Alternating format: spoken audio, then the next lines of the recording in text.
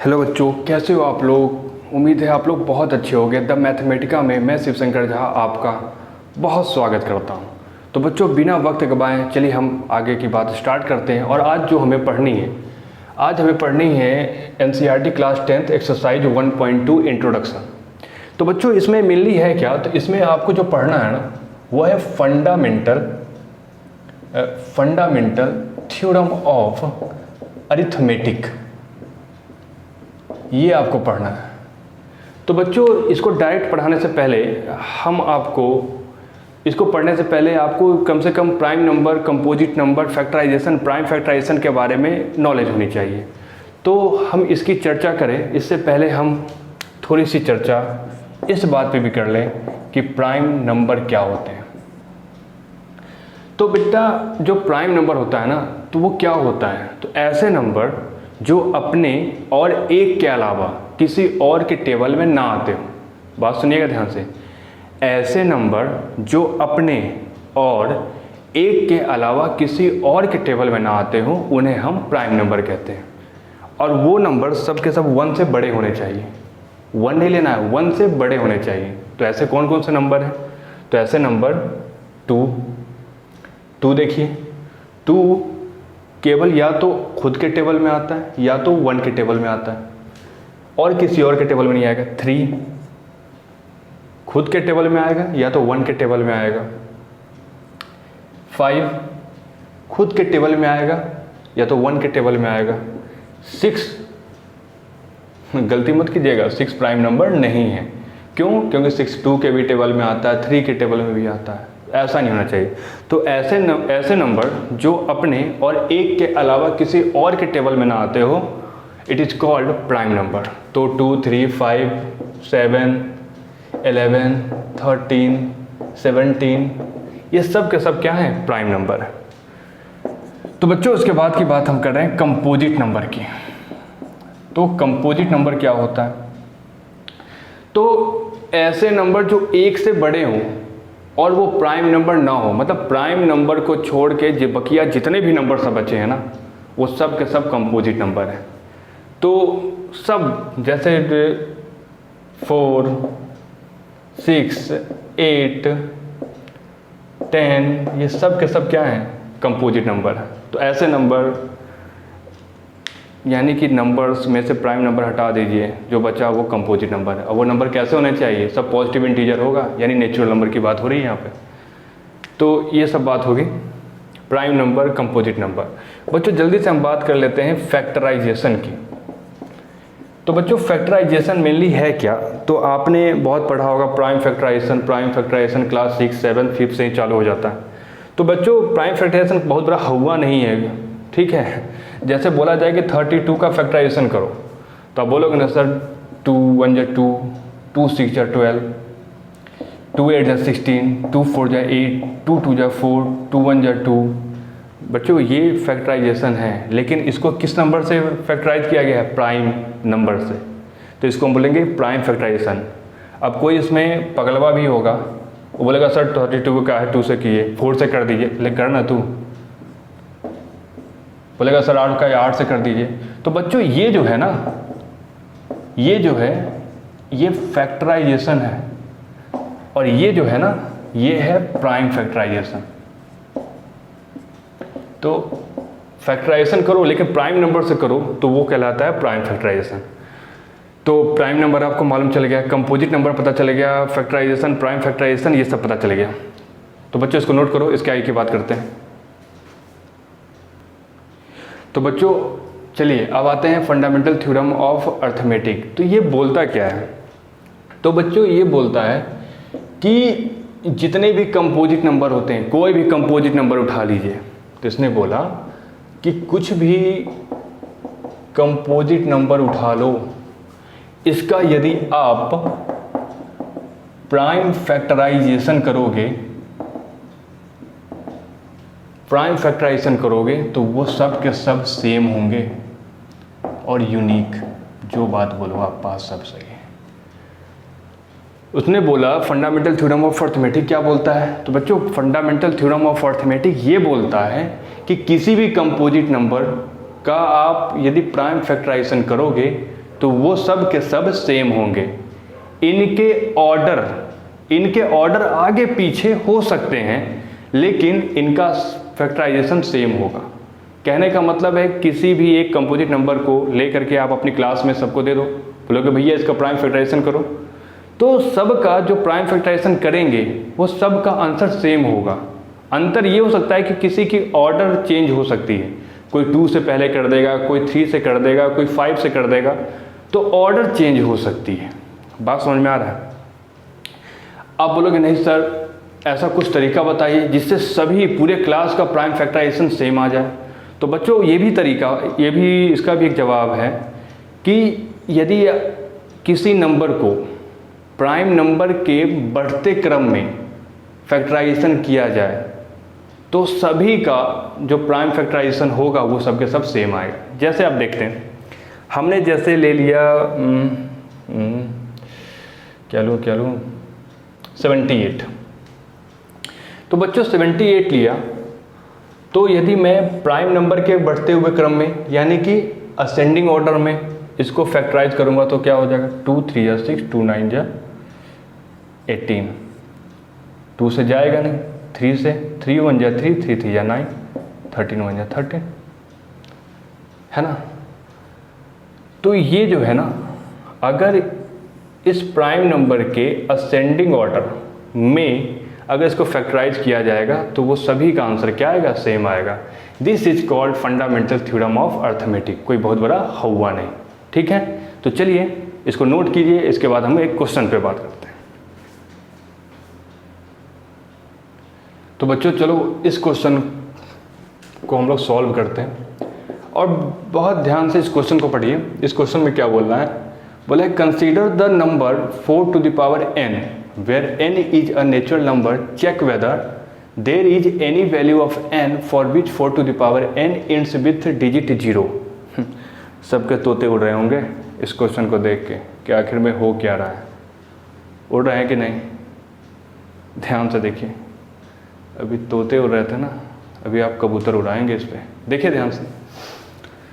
तो क्या बोल रहा है, consider the number 4 to the power n, कि कंसीडर कीजिए कि कोई नंबर है 4 to the power n है, where n is a natural number, जहाँ पे जो n है ना वो नेचुरल नंबर है, 1 2 3 4 dot dot dot dot.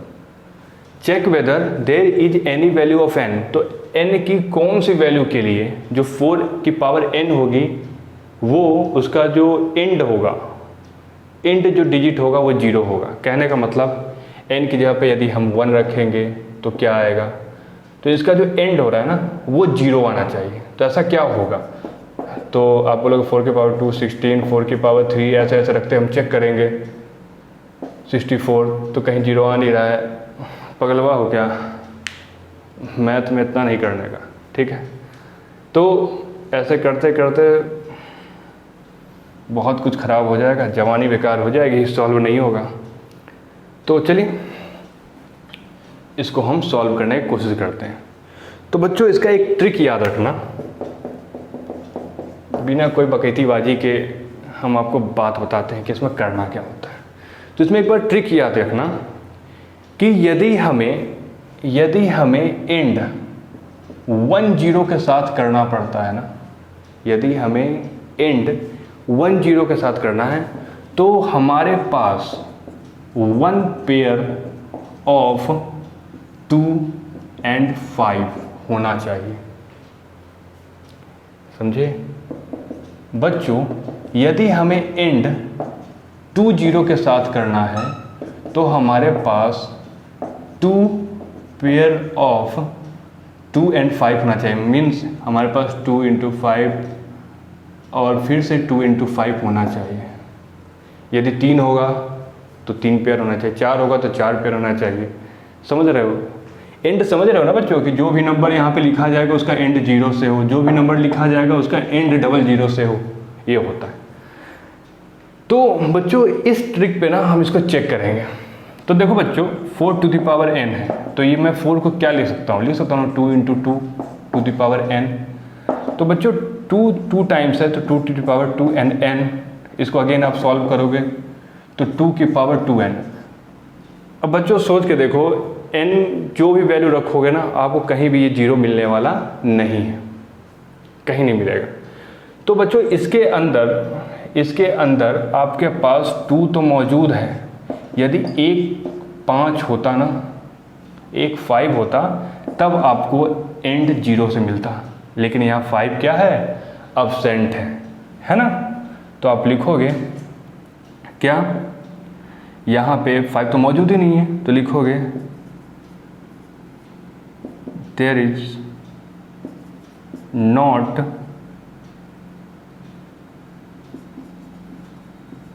Present pair of 2 and 5। 2 तो मौजूद है, 5 है ही नहीं। जब ये नहीं हो रहा है तो काहे का एंड 0, तो किसी का भी एंड जो होगा, जो 4 टू द पावर n होगी ना, इसका जो एंड होगा 0, वो पॉसिबल नहीं होगा। बच्चों आ रहा है कि जा रहा है? अगर बच्चों इस क्वेश्चन की जगह पे, अब तो आप समझदार हो गए हो, अगर इस क्वेश्चन की जगह पे आपके पास दिया होता है कि 4 की पावर n ना, नहीं हो के 8 की पावर n, तो आप बोलते ना सर 8 की पावर n, 8 का मतलब 2 2 जा 4, 4 2 जा 8, n मतलब 2 टू द पावर 3 की power n in 2 to the power 3n। तो बच्चों फिर से देखो, 2 मौजूद है, 5 मौजूद ही नहीं है, तो कुछ भी करते रह जाइए, आपको एंड 0 से मिलने वाला नहीं है। ठीक है बच्चों, अगर यहाँ पे अगर ऐसा होता 10 टू द पावर n होता, तब आप लिखते ना 10 टू द पावर n मतलब 2 इंटू 5 की पावर n। तो हम देखो ना यहाँ पे पेयर मिल गया ना, आपको मिलता चला जाएगा 0 एंड से। तो ये क्वेश्चन उम्मीद है आपको समझ में आया होगा। तो बच्चों जल्दी से इसको नोट कीजिए। तो बच्चों बिना देरी किए हुए नेक्स्ट क्वेश्चन पे आते हैं। इसमें देखिए find LCM and HCF of 6 and 20 by prime factorisation method. तो ये आपने पढ़ रखा है, ठीक है, तभी मैं एक बार इस बात को रिकॉल करवाता हूँ कि आखिर इसमें हो क्या रहा है। तो 6 को आप प्राइम फैक्टराइजेशन करोगे तो क्या हो जाएगा, 2 3 या 6, 3 1 जा 3, आप जानते हो। 20 का करोगे तो 2 1 जा 2 0, 2 5 जा 10, 5 1 जा 5। तो बच्चों अगर आप देखोगे तो 6 का जो फैक्टर आ रहा होगा वो क्या आ रहा है, 2 इंटू 3, एंड 20 का जो फैक्टर आ रहा है वो 2 इंटू 2 इंटू 5। यानी कि अब आपको पता होगा कि एचसीएफ जो होता था 6 और 20 का निकालना है, तो आप इनको देखते थे इनमें से कॉमन क्या मिल रहा है, 2। जो कॉमन मिले वही है ना। अगर कुछ और मिलता तो इंटू में लिखते हैं। तो एचसीएफ तो ये है बच्चों। इसी का हमें एलसीएम पता करना होता 6 और 20 का। तो बच्चों सबसे पहले क्या होता है कि जो कॉमन मिल रहा है उसको लिखना है, और बाकी जितने नंबर बच गए हैं उन सबको भी लिख दीजिए। तो क्या बचा है, 3 इंटू 2 इंटू 5, है ना। तो इसका एलसीएम कितना आ जाएगा, 2 3 या 6, 6 2 या 12, 12 5 या 60। तो बच्चों एलसीएम इसका आ गया 60। बच्चों इसको नोट कीजिए। तो बच्चों बात ये आती है कि क्या हमें यही सीखना था? नहीं बच्चों, हमें ये नहीं सीखना था, हमें कुछ और सीखना था। इसमें सीखना ये था कि मान लीजिए let say A and B two positive integer. बेटा पॉजिटिव इंटीजर बोले तो या नेचुरल नंबर बोले तो दोनों बात सेम है, ठीक है। तो बच्चों इसमें एक होता क्या है, तो इसमें होता ये है कि यदि A B दो पॉजिटिव इंटीजर हैं तो आप एचसीएफ ले लो ए बी का, और उसका product LCM of A B के साथ करो। यानी एचसीएफ और एलसीएम का प्रोडक्ट जिन दो नंबर के साथ कर रहे हो उन दोनों के प्रोडक्ट के वो बराबर आता है। बेटा ये रिलेशन हमें पढ़ना है, ठीक है। अब बोलेगा इसे कैसे मान ले सर जी तो मनवाते हैं आपको। देखिए तो यही दो नंबर को देखिए, आपको एचसीएफ इसी से देख लीजिए। एचसीएफ दो नंबर का 6 और 20, तो आपने 6 20 एलसीएम ऑफ 6 और 20 आपको क्या होना चाहिए, 6 इंटू 20 के बराबर। देखते हैं तो एचसीएफ ऑफ 620 कितना आया है, 620 के ऑफ एचसीएफ आया 2, एलसीएम कितना आया है 60। तो बच्चों देखो ज़रा 120 आया कि नहीं, यानी जो रिलेशन था वो बहुत अच्छा और सच्चा है। तो बच्चों जल्दी से नोट करो इसको, फिर हम इसके आगे की बात करते हैं। तो बच्चों बिना देरी किए हुए नेक्स्ट क्वेश्चन पे आते हैं। बच्चों थोड़ा सा अगर आपको डिस्टर्ब हो रहा हो तो उसके लिए माफ़ी चाहूँगा, क्योंकि रात में मुझे 3:30 बजे इसकी रिकॉर्डिंग करनी पड़ रही है ताकि कोई डिस्टर्बेंस ना हो। तो बच्चों प्लीज़ आप पढ़ते रहो और अपना और अपने गार्जियन का नाम बहुत बहुत बहुत ऊंचा करो। तो बच्चों देखो इस क्वेश्चन में क्या है कि इसमें बोल रहा है find HCF of 96 and 404 by the prime factorisation. मतलब पहले प्राइम फैक्टराइजेशन मेथड से आप HCF निकालो, और HCF निकलने के बाद जो मैंने प्रॉपर्टी लिखवाई थी HCF into LCM is equal to product of two numbers, है ना, वो प्रॉपर्टी लगा के आप LCM निकालो।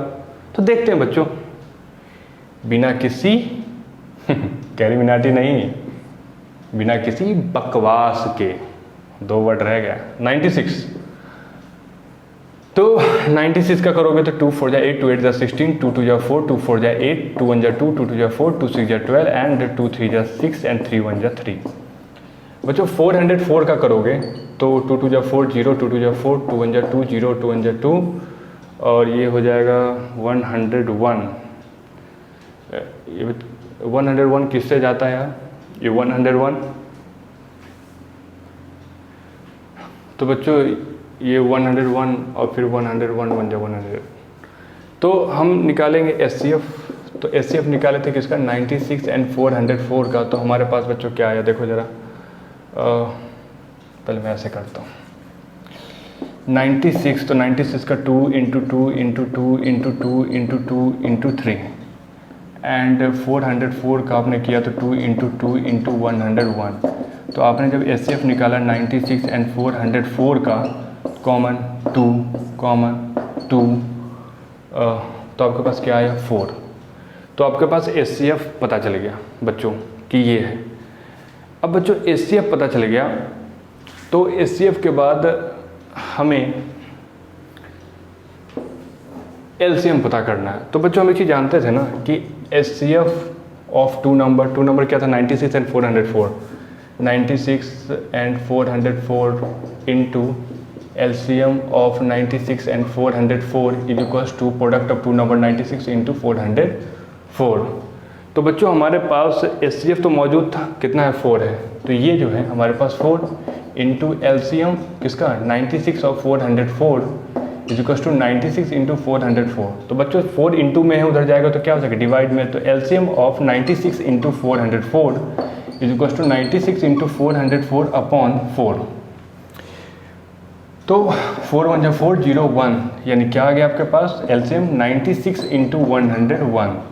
अब बच्चों जब 101 का 96 से मल्टीप्लाई करोगे तो 606 एंड 909 मतलब 6969, मतलब आपका आ गया 9696 is the LCM of 96 and 404।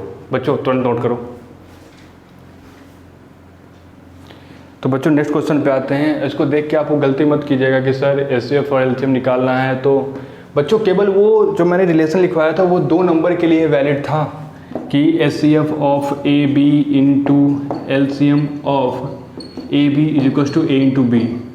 केवल ये वैलिड था 2 नंबर के लिए, 2 कंपोजिट नंबर के लिए। ये कतई अगर 3 नंबर होता तो ये कतई भी 3 के प्रोडक्ट के बराबर नहीं होता। ये बिल्कुल गलत है, याद रखना। ये केवल 2 नंबर के लिए है, ठीक है, कोई जल्दीबाजी नहीं करनी है आपको। तो देखो बच्चों यहाँ पे आपको HCF एंड LCM फाइंड करना है 672 एंड 120 का। बच्चों मैं वीडियो को छोटा से छोटा बनाने की पूरी कोशिश करता हूँ, लेकिन मैं ये भी सोचता हूँ कि कुछ भी उस वीडियो में छूटने ना पाए जो आपके सिलेबस में हो, ठीक है। तो देखो तो 672 एंड 120 आपको प्राइम फैक्टराइजेशन तो पहले कर लेते हैं जल्दी से बिना देरी के। 6 तो 6 का करोगे 2 3 6, 3 1 3, 72, 2 3 जा 6, 2 6 जा 12, 2 1 जा 2, 2 8 जा 16, 2 9 जा 18, 3 3 जा 9 एंड 3 1 जा 3। बच्चों 120, तो 2 6 जा 12, 0, 2 3 जा 6, 0, 3, 2 1 जा 2, 2 5 जा 10, 3 5 जा 15 एंड 5 1 जा 5। तो बच्चों 6 का आपने किया तो 2 × 3 आया। बच्चों मैं जो बताया जा रहा हूँ बहुत ध्यान सुनना। 72 आपको मिला क्या, 2 × 2 इंटू, तो बच्चों देखो अब आप धीरे 10th में पहुँच गए तो इसको ऐसे मत लिखना। 2 कितने टाइम्स है, 3 ना, 2 to the power 3 × 3 to the power 2।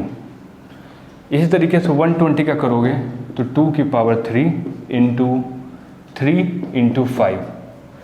तो बच्चों SCF जो होगा, SCF निकाल लो आप 6, 72 एंड 120 का। तो बच्चों ये SCF जो होगा वो क्या होता है, product of least power of common factor. याद रखना, product of least power of common factor.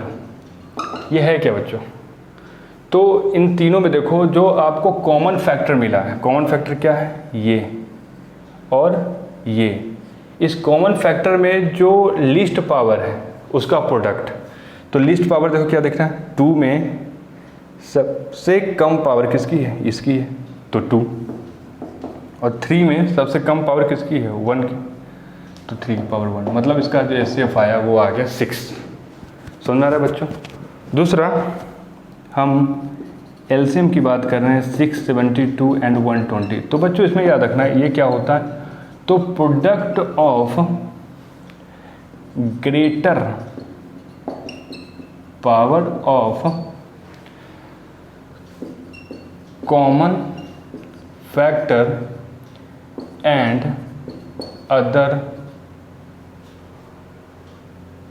Other number. ठीक है, जो भी अदर फैक्टर या नंबर जो भी। तो बच्चों देखो इसको, तो बच्चों देखो product of greater power of common factor and other number. तो देखिए प्रोडक्ट ऑफ ग्रेटर पावर, तो बच्चों ये जो कॉमन फैक्टर जो मिला था इसमें ग्रेटर पावर किसकी है, 2 की पावर 3, और 3 में ग्रेटर पावर देखिए 3 की पावर 2, और क्या था अदर नंबर जो बच गया क्या, 5। सॉल्व कर दिए, 2 2 4 4 2 8। अगर आप नहीं दिख रहा होगा, अगर नहीं दिख रहा हो तो बच्चों इसको यहाँ पे मैं करता हूँ। 2 की पावर 3 मतलब 8, 9 × 5, तो 8 9 जा 72 × 5, 5 2 जा 10, 0 1 कैरी, 5 7 जा 30, 360। तो बच्चों यही जो चीज़ें थी यही आपके सिलेबस में थी 1.2 में। तो बहुत ही अपना ख्याल रखिए और पढ़ते रहिए, बढ़ते रहिए, अपना भी ध्यान रखें और अपने पढ़ाई का भी। धन्यवाद।